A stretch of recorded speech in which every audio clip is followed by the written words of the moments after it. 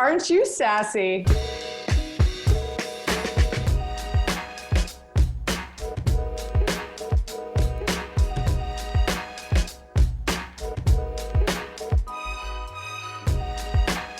What it is, what it do. This is Ramblin, your weekly Rams podcast that brings you insight on the team and news from around the NFL. I'm your host and team reporter, Sarina Morales, coming at you from Los Angeles, California. The Rams are 7-4. They lost to the 49ers. They're looking to get back on track against another divisional matchup. They're heading to Arizona to play the Cardinals this Sunday. To talk shop, I welcome a good friend, a former colleague. You can catch her on ESPN and hear her on ESPN Radio. She drops knowledge on the Daily Wager and the Weekend Wager. A former football player, now avid golfer. She is truly an ace. Follow her on Twitter at Anita Marks. You can catch her here. Anita Marks, welcome. Hi, how are you, my friend? I miss you. I miss you something awful. Ugh, I just want to give you air hugs. That's what I'm at. That's where I'm at now. The Weekend Wager sounds cool, but I'm here for the Weekend Rager. So. Ooh, aren't you sassy? Yeah, it's me. Matt's here for all of it. So let's get to it, Anita. We'll start simple. Fill in the blank. The Rams are in the most blank division. Well, I think the easy word is competitive, right? I mean, yeah. I think majority. I don't know about the ESPN playoff machine came out today. Okay. I don't know about you guys. I spend endless hours, and this is the first time I'm used to this playoff machine coming out like in week 14. It's out right now, right? So obviously Pittsburgh, we know Pittsburgh is just going to destroy the Ravens. So Pittsburgh, I already have them in. And then now you could fill in 13, 14, 15, 16. And then at the end of it, you know how it works. It shows you the 7. Of course, we're blessed this season, right? We've got 7 playoff teams. The 7 playoff teams that are going to, that with your win-loss prediction on the ESPN playoff machine. And I've got the Rams, Seattle, and the 49ers. Ooh. Yes, I do have the 49ers. I know. Anita Marks, you just started this podcast off high. So I have all 3 of those teams making it in. I also, by the way, the AFC North, I have the Steelers with the first round bye in the AFC, and I have the Ravens, and I have the Browns in. So how about that? So, wow. and I'm curious, I don't know if this has ever happened before. Has there been 3 teams from the AFC in the same division that has made it to the postseason, and 3 teams in the NFC in the same division that has made it to the postseason? I don't know. I mean, I think this is the first year we're having 7 teams, right. 1 team with a bye, but based on the endless amount of time I wasted today on this playoff machine. Not wasted at all. This is valuable information. It's week 13, and we don't know we don't know what other quarterbacks are going to come down with COVID. No. God, pray they don't. But we don't know who gets injured. So much can happen from now until week 17, of course. But anyway, long story. The easy answer is competitive, and obviously with the amount of time that I spent on the playoff machine today, considering I have 3 teams in this division making it to the postseason, competitive. Okay, so anyone listening to this podcast right now is following the Rams for the most part, the Rams fans. And I think you just made everyone else feel better that a loss to the 49ers, again, maybe they're better than we expected, right? They're going to make the playoffs, right? So here's my thing with the loss this past week, and that is Kyle Shanahan. That guy. I know. Did he not learn his lesson the first time around when he had the New England Patriots by the cojones and he couldn't? I know you're a Latina. Now you're speaking my language, I know. Anita. You're a Latina, mama. Okay? He had them.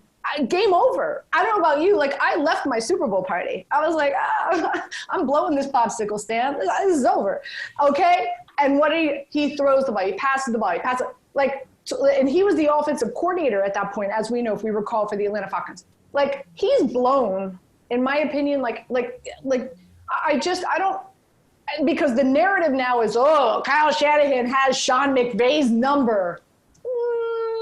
I don't know.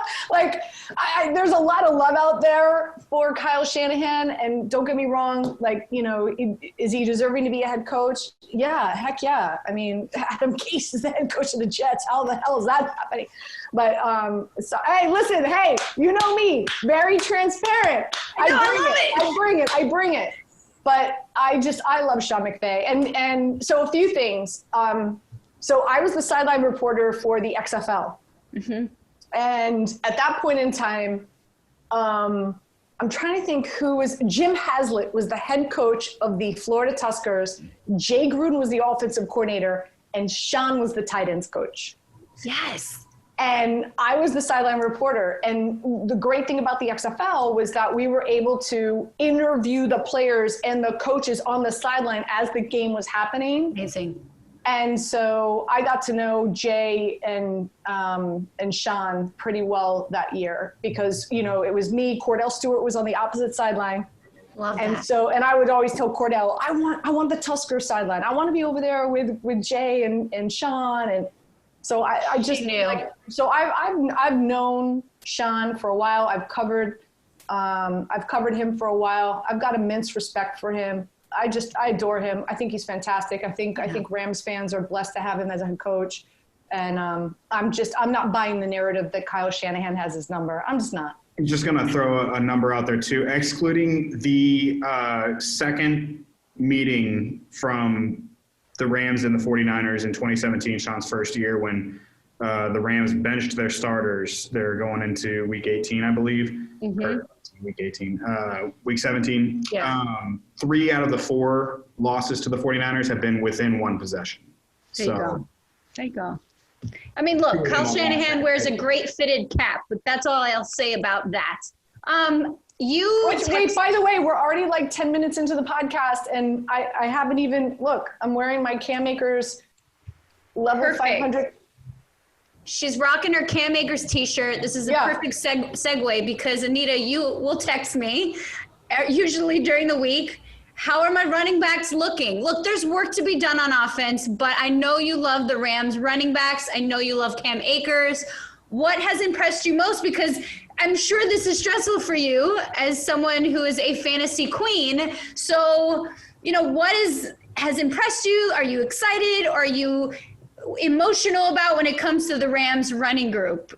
How can I be impressed? What have we haven't seen. He hasn't gotten the ball. You're like, get the ball. There's nothing to be impressed about right now. I mean, God. She didn't start him last week, guys. She didn't start him against the Niners. Who's starting Cam Akers? Nobody. Who's got a Cam Akers t-shirt? Nobody. Just me. Anita does. For audio listeners, she's wearing a Cam Akers t-shirt. You didn't know. So, but here's the thing. I drafted him. Yeah.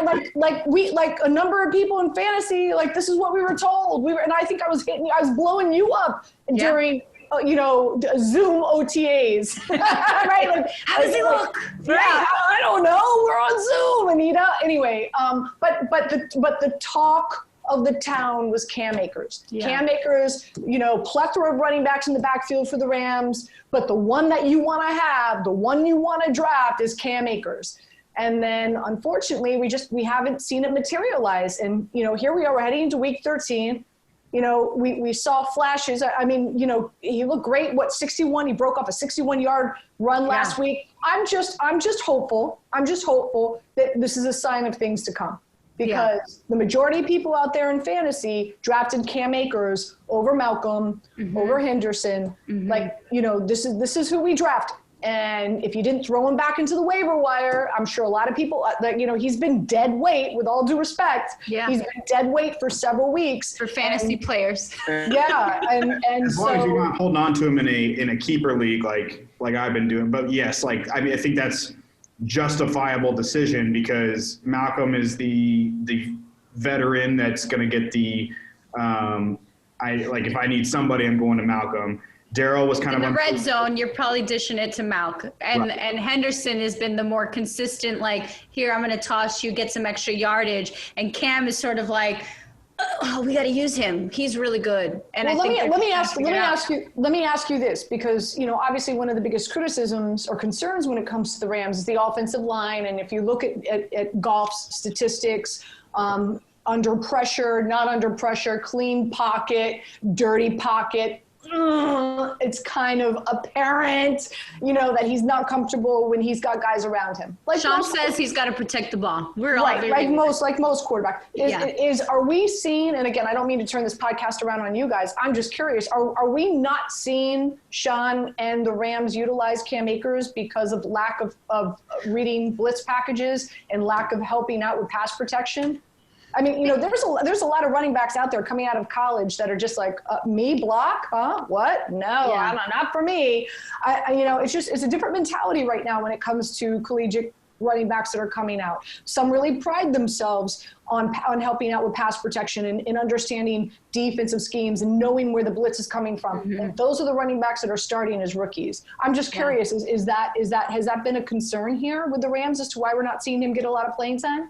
I mean, Sean calls it champagne problems, having three very capable running backs. Obviously, that's a Sean McVay thing to say, but I also know that Cam Akers has gone on record to go, getting his first touchdown against the Buccaneers, getting his second touchdown just against the 49ers.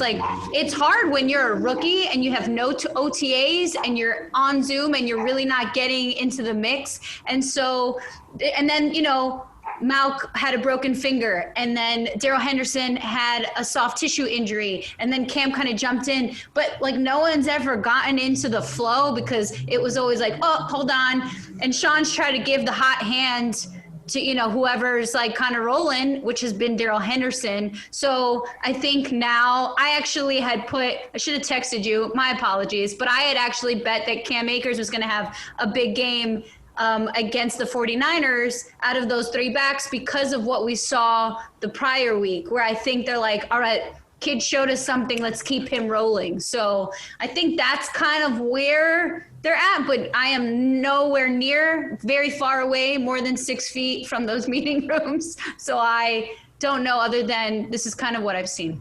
It's really interesting. I get more information from people who have your position, mm-hmm. right? So individuals who are either a team reporter, work for an organization like Dave Spadaro with the Eagles, right? Yeah. I was blowing him up last night, right? I'm all right, talk to me. Yeah. I'm all right, talk to me. Who, how much work is Goddard going to get? Miles Sanders, can I trust Carson Wentz tonight? Yeah. The Ravens are about to play. I need to know. All right, Dobbins and Mark Ingram now are coming off the COVID list. They couldn't travel with the Ravens team on Tuesday night, but they're going to travel the day of the game on Wednesday, and they're going to be active. So I'm blowing up Jamison Hensley, who's the beat reporter for the Ravens.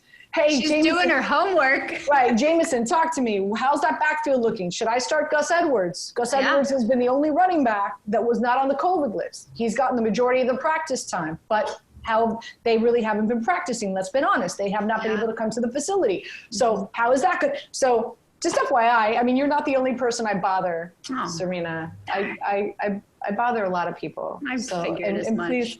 Please know how much I appreciate you. Of course. That's what I'm here for. Share the pod at the end of the day. Just share the pod.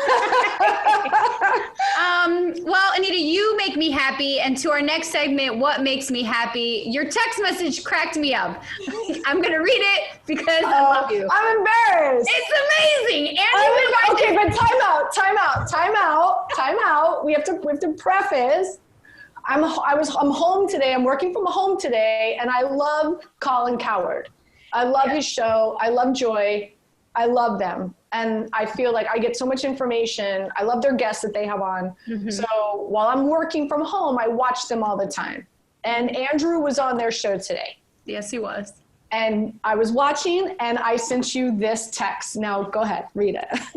Andrew Whitworth is so pretty. When he retires and loses 100 pounds, he could be a supermodel. Watch. I will give you credit because in honor of Giving Tuesday, the Los Angeles Rams, including our very own supermodel Andrew Whitworth, helped award $750,000 to 25 nonprofit-focused organizations on social justice across greater Los Angeles. God bless him. So this is why we praise Andrew Whitworth and the leadership group of the Rams, specifically though, Whitworth, he gets the nod today, and it made me very happy. So a few things, because we're both good friends with Cynthia Freeland. Yes. And Cynthia Freeland knows Andrew really well, and she loves him.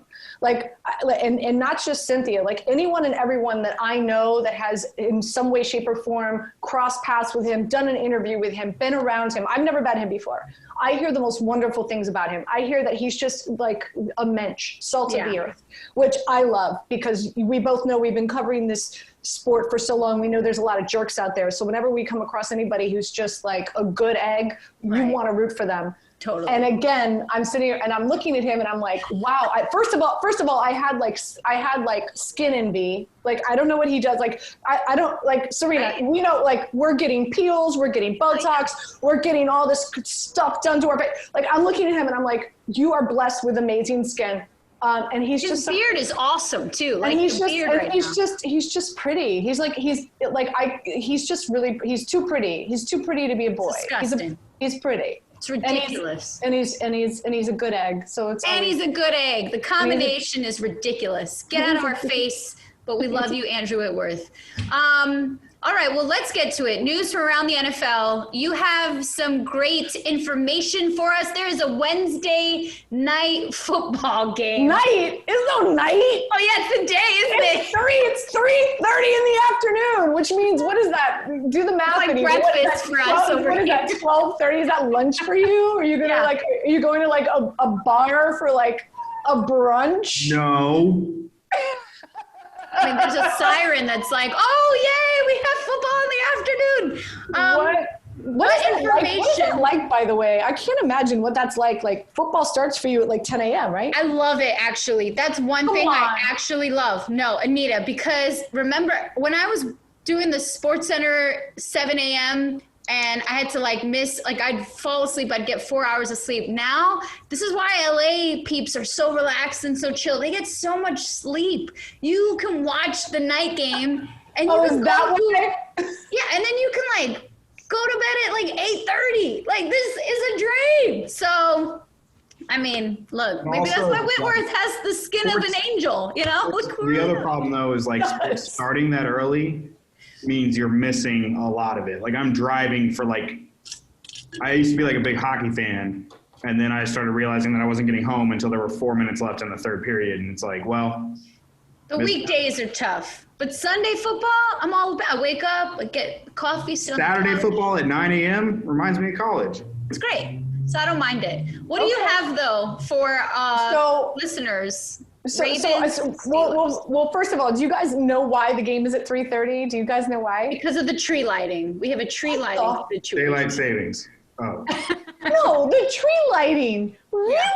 Really? You think more people are going to want to light the tree another night? What are you doing? There's so much electrical issues. Maybe they worked something out with Con Ed. I know that's such a big deal as a New Yorker. Crazy. They... Get it? I don't. Anyway, so Mariah Carey needs to sing. I guess. So the Ravens, we know they're going to take on the Steelers, and that game is around 3:30. And with all the COVID that unfortunately, I want to say there's 18 players that are on the COVID list that are not going to be able to play for the Ravens. This is going to be somewhat of a poop show. I used that on Daily Wager the other day. I think I got in trouble. I'm not sure. Okay. But no fine from the Rams. No fine for the Rams. Pittsburgh Steelers are favored by 10. I like Pittsburgh minus 10. I like Pittsburgh minus 6.5. I like Pittsburgh scoring 26.5 points. I think it'll go way over that. This is a Pittsburgh Steelers team. They are angry. They are pissed off that they have to play this game. Like, think about this. The Steelers have to play 3 NFL games in the course of 14 days. So they're not like, this goes beyond just them having to play the Ravens on Wednesday. Then they have to take on Washington. And then I want to say the following game, I'm not sure who the third game is against. They moved one a little bit, but right. Against the Rams, maybe? Stacking up. I'm not sure. Anyway, so I think the Steelers come in angry. They're upset. They feel that, and this is something else. Like, I think we've lost sight of this. Like, the last time a team went undefeated throughout an entire season was the Miami Dolphins in 1972. Mm-hmm. And the Pittsburgh Steelers have a chance of doing this, but they keep on getting screwed over because of COVID-19. Yeah. Like, I get that COVID-19 and player safety and all that is more important than a team going 16-0, but at the same time, this is a Pittsburgh Steelers team that very well could set a franchise record. Yeah. And change the course of history pertaining to the NFL. And so I think they're coming in. I think they're angry. I think they're very resentful. I think they want to come in. I think they're going to put a lot of points on the board. No James Conner. I like Benny Snell. I like over rushing yards for Benny Snell in this game. I think they're going to run the ball a lot. I think the Ravens defense is going to be really tired because offensively, I don't think that they're going to be able to move the chains. I think Pittsburgh's going to win time of possession. I think that Ravens defense is going to be tired. Also, I like the over in rushing yards for RG3.